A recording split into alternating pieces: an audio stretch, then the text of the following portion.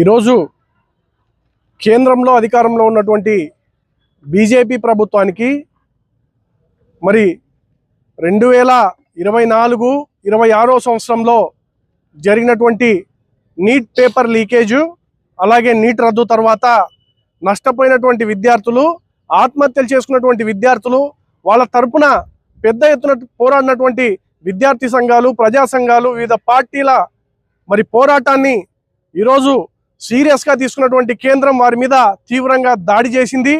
దాడి చేసినా కూడా ఏమాత్రం వెనకడుగు వేయకుండా విద్యార్థులు విద్యార్థి నాయకులు విద్యార్థి సంఘాలు ఈరోజు వివిధ పార్టీలు కూడా అన్ని కూడా పెద్ద ఎత్తున ఉద్యమాన్ని నిర్వహించిన సందర్భంలో కేంద్ర విద్యాశాఖ మరి మంత్రి గారు ఏదైతే ఉన్నారో ధర్మేంద్ర ప్రధాన్ గారు రాజీనామా చేసినటువంటి సందర్భం ఇది విద్యార్థులందరూ కూడా సాధించిన విజయంగా మరి విద్యార్థి సంఘంగా మేము గర్వంగా చెప్పదలుచుకున్నాం.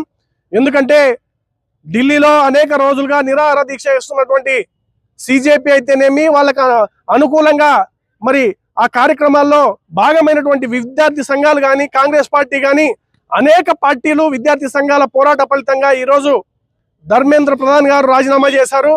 మరి ఈ సందర్భంగా మేము చేసినటువంటి పోరాటాలన్నిటికీ కూడా మరి ముగింపుగా పెద్ద ఎత్తున స్పందన లభించింది. కేంద్రం కూడా తలొగ్గి ఈరోజు మరి విద్యాశాఖ మంత్రి గారితో రాజీనామా చేయించింది.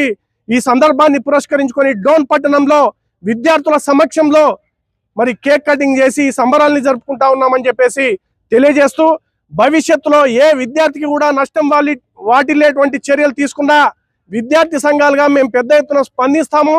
అలాగే విద్యార్థులు ఎవరైతే ఆత్మహత్యలు చేసుకున్నారో వాళ్ళందరి కుటుంబాలకు న్యాయం చేయాలని చెప్పేసి కేంద్ర ప్రభుత్వాన్ని డిమాండ్ చేస్తా ఉన్నాము.